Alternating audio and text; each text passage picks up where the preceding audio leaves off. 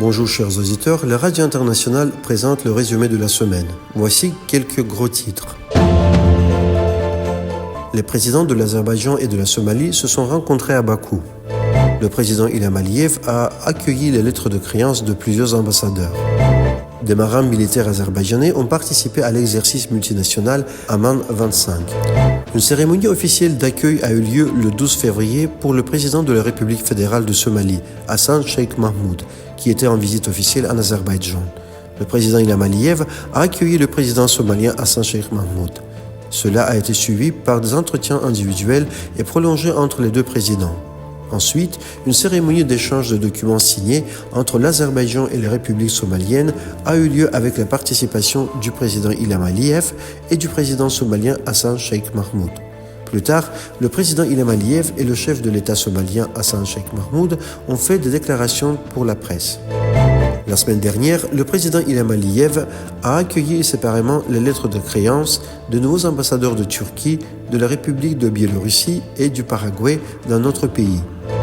Accueillir la conférence sur le climat qui a réuni près de 200 pays a été un grand défi, une grande responsabilité et en même temps une grande réussite. Le président Ilham Aliyev a fait cette déclaration lors d'une interview accordée à la chaîne de télévision chinoise China Global Television Network, rappelant que l'Azerbaïdjan avait précédemment présidé avec succès le mouvement des non-alignés, la deuxième plus grande institution internationale après l'Assemblée générale de l'ONU. Pendant 4 ans, le chef de l'État a déclaré: cela montre que notre politique basée sur l'amitié, la coopération et la non-ingérence dans les affaires intérieures de tout pays est véritablement soutenue sur la scène internationale. C'est pourquoi nous pouvons accueillir un tel événement mondial et international, a ajouté le chef de l'État. Le chef de l'État Ilham Aliyev a signé un décret approuvant le plan d'action pour déclarer 2025 année de la Constitution et de la souveraineté en République d'Azerbaïdjan. Le rétablissement complet de notre intégrité territoriale et de notre souveraineté a créé une base solide pour le développement économique des territoires libérés.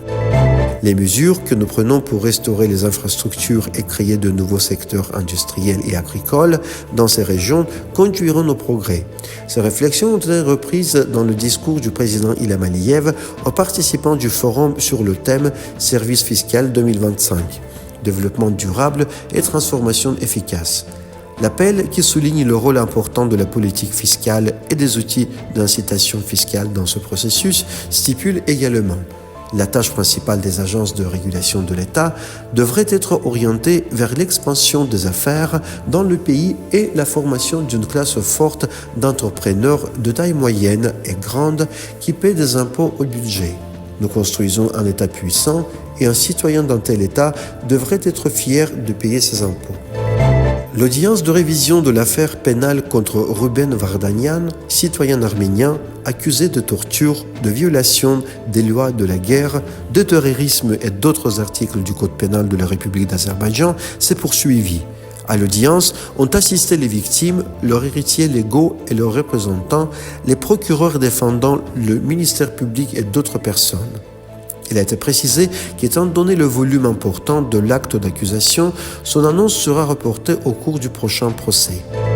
La partie azerbaïdjanaise a déposé une demande d'arbitrage contre l'Arménie en vertu de la Convention de 1979 relative à la conservation de la vie sauvage et du milieu naturel de l'Europe au siège de la Cour permanente d'arbitrage à La Haye. Le document de réclamation détaille les nombreuses violations par l'Arménie de ses obligations légales en vertu de la Convention de Berne.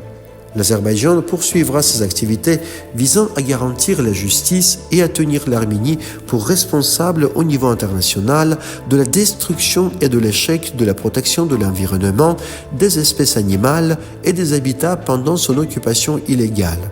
Cette information a été publiée par le ministère des Affaires étrangères.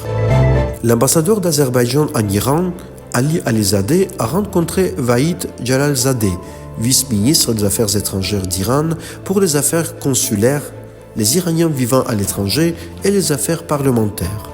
Au cours de la conversation, des points de vue ont été échangés sur les questions existant dans les relations bilatérales.